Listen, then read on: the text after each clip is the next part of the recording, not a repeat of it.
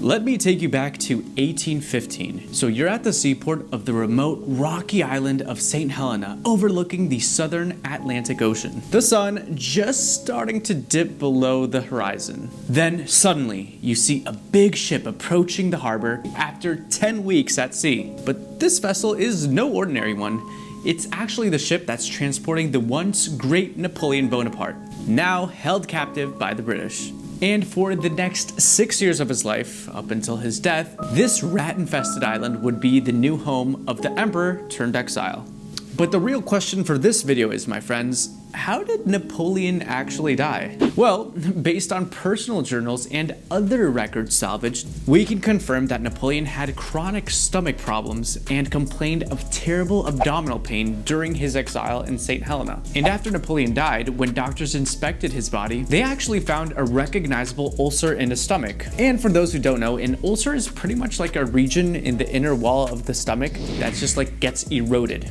It can be caused by many different things, but generally whatever happens to be the cause is usually some long-term thing that causes damage or irritation to that region. So sometimes the ulcer can damage the inner wall of the stomach so much that it can cause bleeding inside of the stomach, or the erosion can be so big that it even causes a hole in the stomach as well. And then in other cases, the surrounding cells of the lining of the stomach can get so deformed and destroyed that the normal cells lining the stomach can even become cancerous. So in Napoleon's cause, we don't really know too much of the details of that stomach ulcer, but at least on paper, stomach cancer, presumably caused by that ulcer, was recorded as Napoleon's official cause of death. But looking a little bit deeper and investigating more into the situation, there are actually very viable other potential causes of Napoleon's death, which are worth taking into consideration. So we already established the fact that Napoleon had a stomach ulcer for sure, right? But it's also been recorded that as part of his treatment for this condition,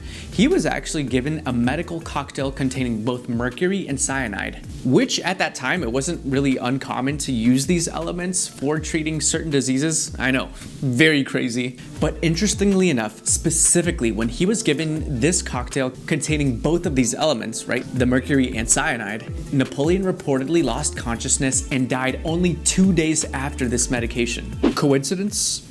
I don't know. And now here's another popular theory that was actually suggested by Napoleon's valet on the island. And pretty much this other theory was that Napoleon was actually slowly poisoned bit by bit by slowly being exposed to trace amounts of arsenic, which through time would eventually accumulate to toxic levels inside of his bloodstream. Now, believers of this theory point out to a study made in 1960 which analyzed some of Napoleon's hairs taken from his body immediately after he died, revealing high levels of arsenic. And interestingly enough, when his body was re-examined a few decades after his death, doctors actually noticed that his body was very well preserved. And this phenomenon is actually something that is very commonly seen with arsenic poisoning victims. So these other two theories are essentially saying that Napoleon was poisoned, right? But we don't really know if he was intentionally poisoned or not intentionally poisoned, right? We can't really know that for sure. But if he was to be intentionally poisoned, there were very legitimate motives for that, right? I mean, he was literally surrounded 24/7 by his enemies in his in-house arrest, or should I say, remote island arrest.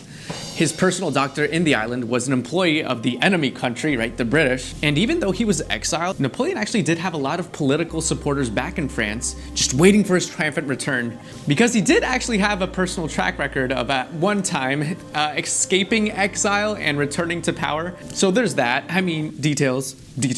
And the fascinating thing about arsenic in particular was that it was known at that time to be a rat poison, but also a very popular element of choice for poisoning people intentionally, for which it was actually dubbed as the inheritance powder of the 18th century, if you know what I mean. But here's where things get tricky, because actually arsenic in some levels was also used as medicines at that time as well.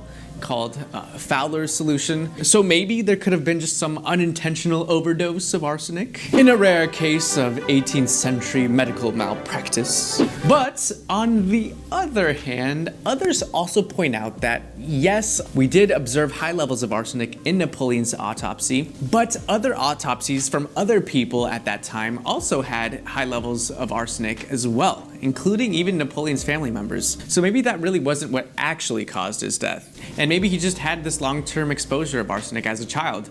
I mean, arsenic was used at that time as an element for wallpaper. So I don't know. But whether Napoleon died because of cancer or long-term versus short-term poisoning, whether intentionally or unintentionally, we'll never know.